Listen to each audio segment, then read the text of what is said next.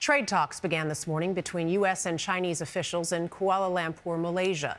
That is where President Trump is headed as part of a 5-day visit to Asia.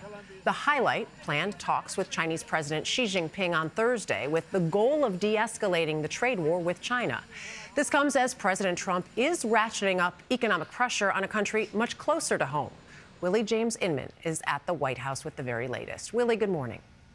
Dana, good morning to you. Trade talks are off, at least for now, with America's second largest trading partner, Canada, after the airing of a TV ad featuring President Ronald Reagan's voice, drawing doubt on the effectiveness of tariffs. America's jobs and growth are at stake.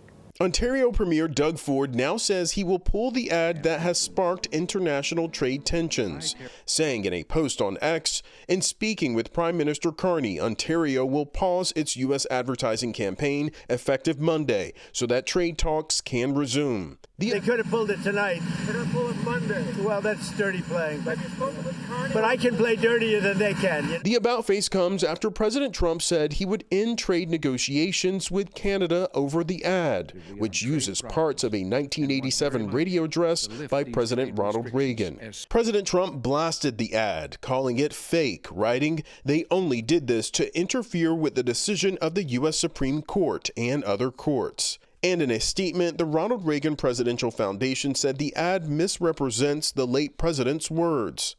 When someone says, let's impose tariffs on foreign imports, it looks like they're doing the patriotic thing by protecting American products and jobs. The TV spot will still air during this weekend's World Series games between the Toronto Blue Jays and LA Dodgers, potentially in front of millions of viewers. I think the frustration has built up over time. I've been involved in some of these negotiations, and the Canadians have been very difficult to negotiate with. The situation upending delicate trade talks between the U.S. and Canada. In August, the U.S. slapped a 35% tariff on some Canadian goods. A lot of progress has been made, and we stand ready to pick up on that progress and build on that progress when the Americans are ready to have those discussions. Meanwhile, a new government report says inflation rose to 3% in September, which was lower than expected. So we're highly confident that the next number will even be below this.